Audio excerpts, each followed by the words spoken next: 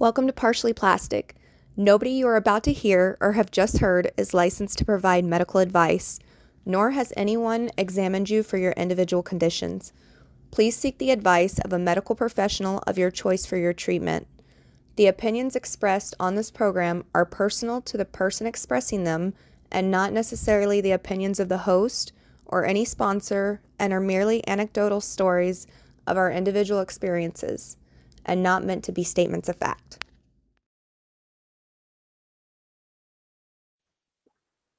Hi, welcome to Partially Plastic. I'm here with Mary today, and she's going to tell her story about being botched in Matamoros, Mexico. Hi, my name is Mary. I went to Matamoros, Mexico, to a facility to have surgery for a mommy makeover on July 29th, 2021. And I went with a friend. And what I was quoted is different from when I got there.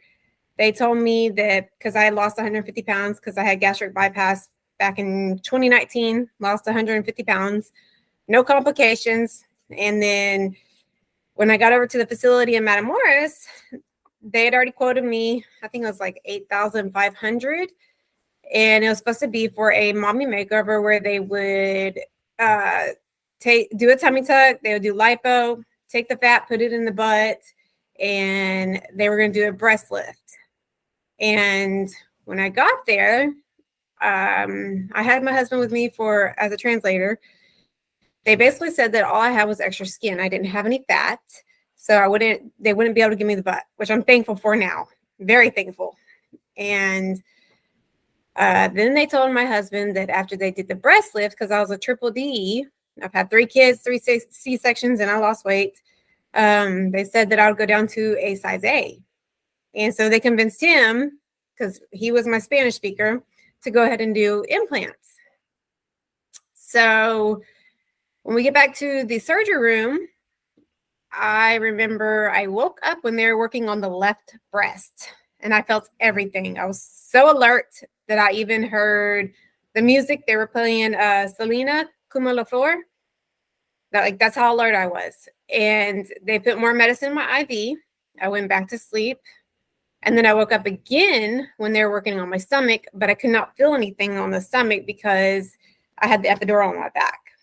Did you feel when you woke up the first time, did you feel what they were doing? On the breast, yes.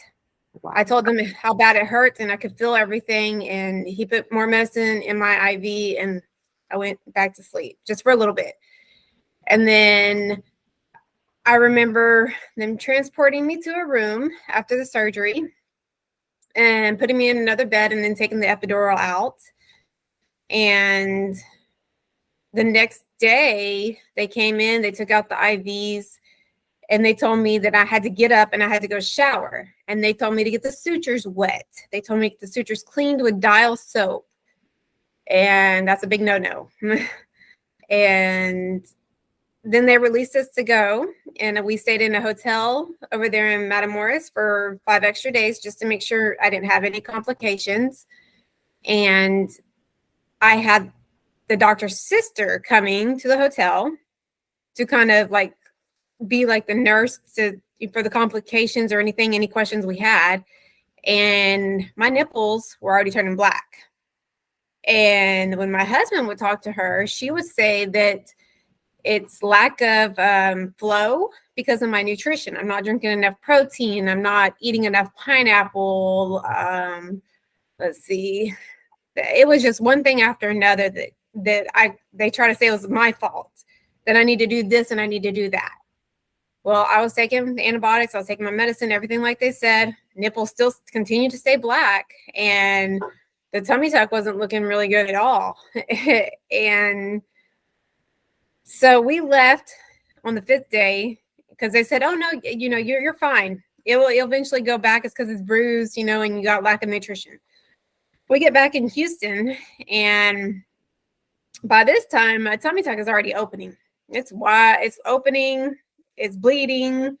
So I contact the sister on Facebook Messenger, and the sister says she's talking to the doctor right now, and that they're saying that am I doing the drain right? And I said, well, yes, we're doing it right. We're draining it every day. We're doing this, we're doing that. I said, it's not the drain. Like, and I took pictures and I sent it and I told them everything. And that's when they recommended that I come back to Mexico for $600 more. And I said, well, no, I just paid y'all all this money and y'all didn't even do what you're supposed to do. Y'all kept the price the same because you said it was part of the deal. And I don't have $600 to come back.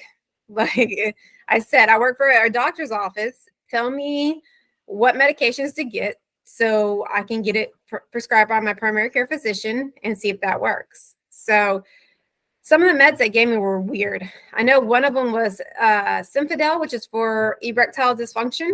And I thought, okay, well, maybe that's just to get the blood flowing, maybe.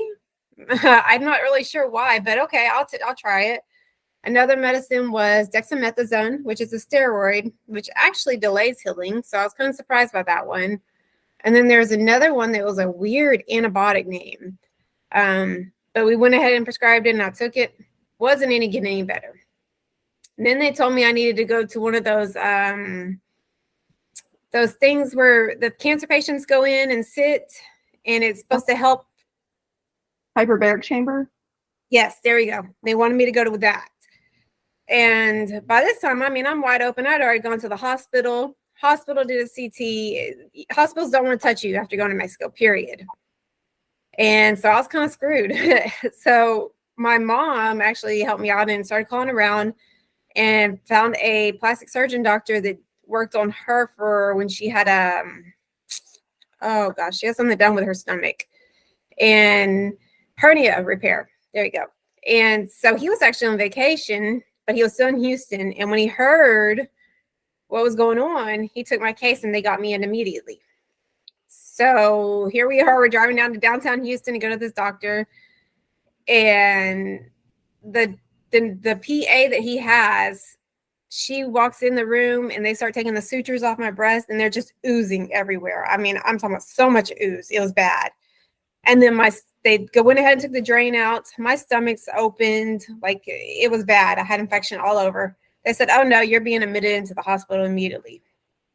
So the next day I was in downtown Houston, St. Luke's, and he did surgery. He told me that he couldn't guarantee he could save my nipples because they were already black. They were gone. And he said he would try his best, but he couldn't guarantee it. And the stomach, they just said that just be ready. That's all. And then I remember I woke up the next morning, or I woke up when I woke up after surgery and I was in the room. And this is still during the COVID thing. You know, you're not allowed to have anybody in the room with you. I just woke up crying. I had a hole in my stomach that big. I had lost my implants. I had lost my nipples, and it was horrible. And go ahead. Did you have a wound back? Nope, not yet. So I was in that hospital for like 4 or 5 days with the wet to dry dressing and the solution that they're using to clean my stomach, because you know the stomach was open. It was huge. Dakin solution, which is like bleach, and when you pour it on your skin, it burns. It burns so bad.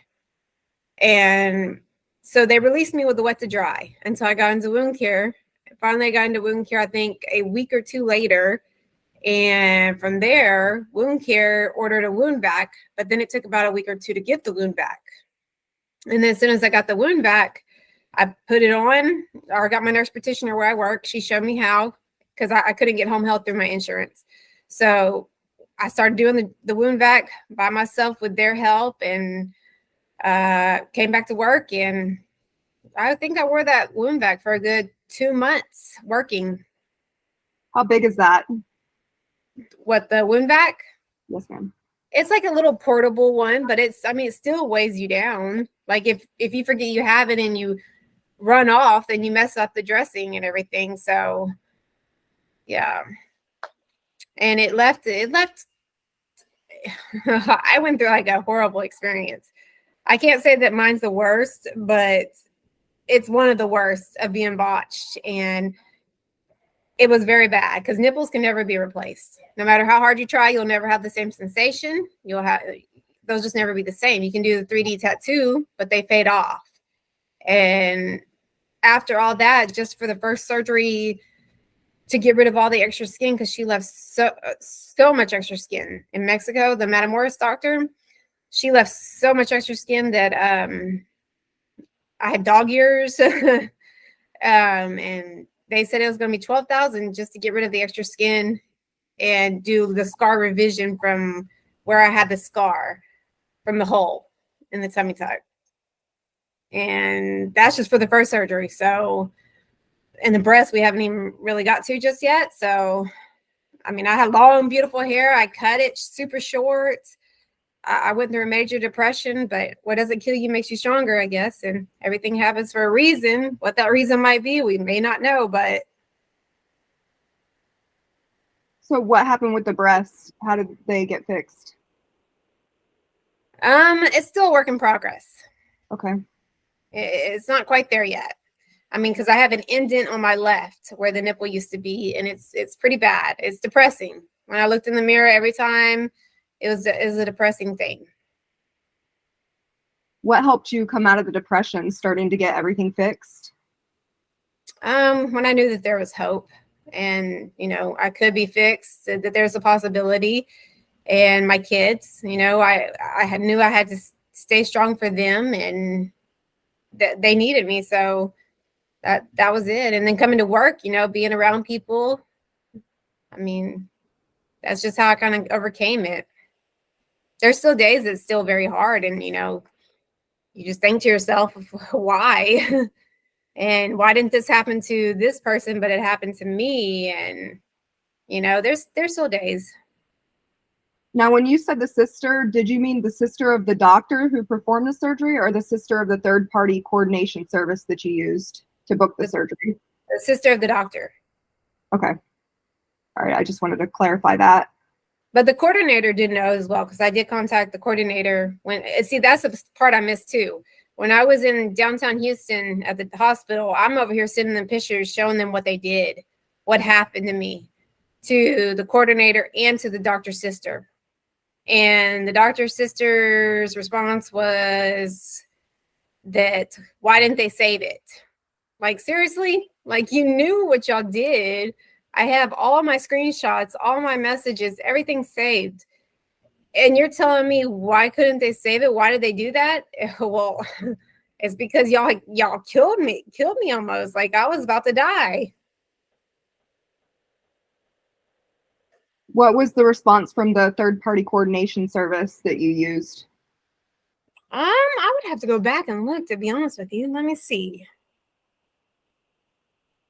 Because even when I did a live online with the survivors, right away that coordinator called me, and she hadn't had no contact with me at all since then. And it's like, wow, I had to actually go live and show my body just for y'all to contact me.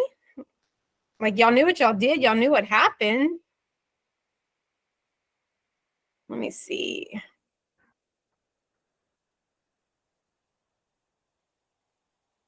Curious about more things about Mary's story. I always link relevant socials in the comments, so make sure you head to there and you follow the links to see more about this story.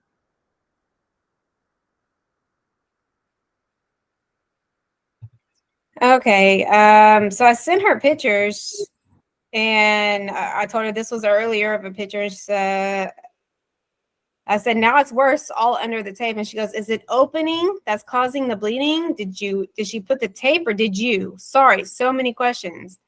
And it's like, really? She put the tape when I left the hospital. And she goes, I'm about to send it in and need all the info to be revised. And I said, the sister's name is telling me I need to unclog the drain for it to stop, but I have. And she goes, it's an opening though, right?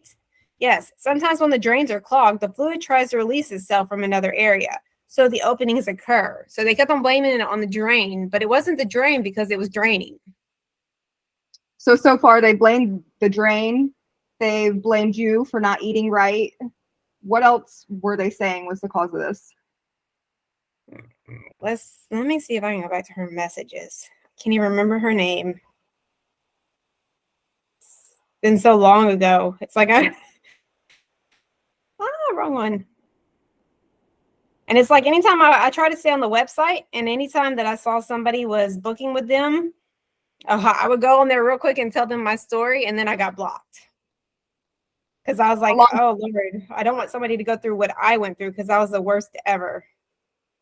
How long were you able to do that before you got blocked? Oh, gosh. Maybe about 3 weeks before they found out. Because I would ask, like, I saw what I thought maybe it was because I was white, maybe. I don't know. So I saw one white girl that was going in there and asked her, and I said, hey, how'd yours turn out? Because this is how mine turned out. So the sister, I sent her papers from the hospital, and she goes, if there it says that they made you a debridement, why did you have a neurotic tissue? Thank God it is not infected. But if you are at risk of infection where it is open, you need the patch. This patch is put on when there's an infection. And what medications did they leave you? She's asking me. So then I'm like, there was infection. We had to go in and clean out all of it. I have to see wound care to give back. Right now, he wants me to do wet to dry without the with the high step solution. I'm on Bactrim antibiotic. They did cultures of everything. I was on many IV antibiotics in hospital as well. And then she goes, the Dre is aware here with me. We are very sorry for this situation. We want your speedy recovery. We will be attentive. We know this will take months, but the recovery will take place. And I know that this is difficult because of all the distance, but without it, Dre can help in your recovery. Let us know and we'll keep in touch. We know that there are post-operative complications. We did not expect you, but we are here to help you and keep us informed as you are going. But then they never said anything else. Did you ever communicate with them after that? Nope. It's just like, I sent you this and you're not, like, you knew what you did to me. And said there was no infection. Yeah. She was like literally telling me, I'm trying to go all the way back. Let me go. Because there were times that I'd have to get my husband to come over here and translate. First, she was telling me it's the position of my body. I wasn't sitting right. Well, I had the wedge pillow and I was doing everything I was supposed to do. And it was just one thing after another. It's like, come on now. So she goes, did you start taking your clindamycin today? I said, yes, it was twice a day, correct? And she said, twice a day. I said, great, thanks. Then she says, send me a pictures of the drain, please. Take clindamycin after meals. Okay. So I sent her a picture of the drains. She said, okay. And then I sent her a video. She says, it looks good. That amount is all day. And then I sent another picture and she says, wait, maybe it looks good.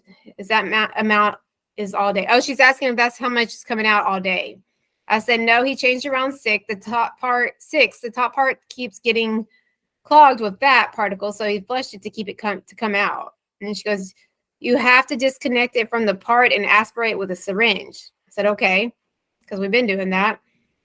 And then she sends me a video and said, okay, when can you send photos of your breasts? The doctor asked me. And I put, okay. And I said, nothing is coming out of the drain at all now. And then she goes, I sent pictures. She goes, okay, let's wait for tomorrow at noon. I said, okay. And then she goes, tomorrow you bathe and walk a little. Remember to walk flexed. I put, okay. Then I start sending all the pictures of my nipples, of the tummy tuck scar. And the nipples, you can see clearly in these photos, are black. And she goes, and then I said, I had another stitch pop back open. I'm scared because none of these hospitals over here will touch it. She goes, I already sent the doctor the photos, but she's in an operating room. As soon as she comes out, I'll let you know. I say, okay, thanks. And she goes, the doctor tells me the first of all you do is hematic biometry. You see how much hemoglobin you have. That you improve your position, it has to be flexed. And when you get up, walk bent as well. Explained it to you in 2 to get a complete hematic biometry blood test as soon as possible to find out how much you have hemoglobin. With these results, we can make a decision what to do about your wound. The idle thing is that today, you have the blood test and let me know as soon as you have it. And I said, I did in hospital yesterday. Told me everything was fine. but did not give me a copy. Every time I stand for a move, I start bleeding from my incision. Should I still be wearing the faja because I'm bleeding like this? And she put, okay. She goes, why does the liquid come out? And there are two options. That you come, so they give you treatment so that your wound does not necrose. And I put, so come back to Matamoros? She goes, yes. How much am I going to have to pay? Because I used all my money on this surgery. The treatments are separate. The cost approximately $600. These treatments are alternative to see what your surgery does not open. What we also ask you to do is expect to continue with your cleaning and that you continue with the physician care and see how you evolve and need to feed highly on iron and protein. Probably that this is why your body is suffering for not having good concentration due to your food deficiency from your weight surgery. The doctor, she says that she is going to get you the medicines and she is going to send them to you by mail while taking aspirin 300 milligrams a day. You have to be in a flex position and send me pictures. And then she goes, do you eat very well? On Monday, give me your data so that they can send you the medicines. And I said, okay, thank you so much. I've been laying in a flex position. I'm going to get my nurse practitioner to look at it tomorrow. It bleeds through every time I get up and walk. I send her pictures again. And then she sends me the picture of the position thing where you're supposed to lay. That's position I've been in all day. I've been sleeping in that position. She put, okay. And then I said, is it normal for your nipples to bleed? Send me photos, please. Send her photos. Apply some microdacin and put your gauze. I've been doing that. It just started today. And then she sent something in Spanish. I have no idea what it says. And I said, I guess I got my husband to translate for me. And I said, yes, is that normal? She says, no. So what do I need to do? She needs to see your doctor. You need medication. The steps are the following. Medicine quarters. If the medication, I can get it here in the States. I work for a family practice. I can get them to prescribe it for me. There's no way I can drive back to Matamoros. I don't understand why I'm having such a hard time with this surgery. Then she goes, your skin is very thin. It lacks irrigation. She told me the dexamethasone 4 milligrams for 3 days. I said, steroid. I said, can I just do the injection? And then she sent me, the name of the antibiotic was pentoxifilina, 400 milligrams. And then the Symphadel, 50 milligrams.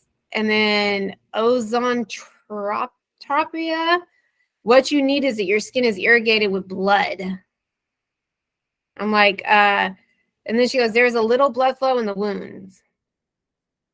What you can't wear, you can tell me and I'll buy it here, okay? And then she sends me pictures of Ensures. Like I'm not already drinking. Like that's all I was drinking was protein shakes and I was eating. And she goes, you need to nourish yourself to make so that you have more blood. Okay? I said, okay, I've been drinking the Premier shakes. Okay, perfect. And I said, should I still continue the SSS tonic? Because they want you to take that SS tonic to get your hemoglobin up and all that. And she goes, yes, it's good. I said, okay, great, thanks. And then she goes, let me know tomorrow which medicines you're missing. I said, okay, will do. And then I got all the medicines and she says, perfect. Says the doctor that ozone therapy is also important. And that was on August 12th. She messaged me, hello, how are you? I said, about to be admitted to the hospital. Breasts are infected. They're saying I'm going to lose my nipples. She goes, I hope not. Is that your tissue do not have a good watering? It is neurosis for lack of irrigation. It is because of your excessive weight loss that you had. They're going to do a debridement, is what she said. I said, no, nipples are infected. They're oozing yellow fluid and stomach is wide open. They're going to clean you up. They're going to put a patch on you, and that's going to make you all that fluid. This is what the sister is telling me. And then August 13th, I messaged back. I said, I lost my nipples and silicone and was placed in, had me come out. That was placed in me, had to come out due to not properly being put in. And then she said, did they remove your nipples and implants? Like, I just told you. I said, yes, nipples couldn't be saved and implants were placed properly, causing bad infection. She says, did you have fever? Why does it matter if I have fever? I just told you I lost my nipples and my implants. And then she goes, that happened due to lack of irrigation. The nipples were necrotic. I can't even say it, but you were on two antibiotics. And did they culture to see what bacteria they are? Usually they say that because of infection. That's what the doctors want you to come here to treat you and save your implants. And then August 19th, she says, how are you? And then I sent her the pictures of my stomach being wide open. And I said, severely depressed, feels like I just wasted my money to love myself better, only to come back and lose it all and more. I have no boobs, no nipples, and my stomach is wide open. I had infection all over my body. She goes, Mary, the doctor is looking at the photos. This is something we would have wanted. This is something we would have wanted to happen. I think she meant we would not. Did they put the vac? It's a patch, and I just read that part. So that's what they're kept on trying to go back and forth with me and blame it on there. And just to be clear, how long was your weight loss surgery before this surgery? I had weight loss surgery in 2019. And this surgery was in 2021, so 2 years later. And okay. All my vitamin levels have always been great. I take a handful of vitamins. Like, I've never had any issues. Well, and ultimately, it should have been the doctor's call. If she felt like that was a risk, then she should have not performed the surgery in the first place. Yeah. And you know, that's the thing. She saw the extra skin, and, you know, she already knew that there was a lot of extra skin.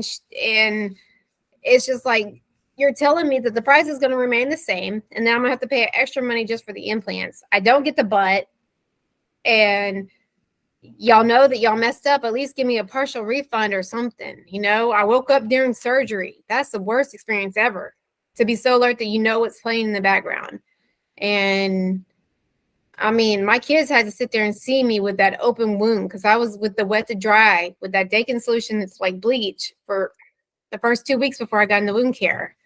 And then my kids, every time I would change the wound back, they would sit there and see that hole. Like my 5-year-old, he was probably 3 at the time. He was like, Mommy got that big boo-boo. Like, that's hard. It was horrible to go through. I'm so sorry that you went through that. Did you have any advice or anything else that you wanted to share with people before we go? My advice is don't go to Matamoros, Mexico, period, for any surgery. Well, thank you so much for being with us here on Partially Plastic.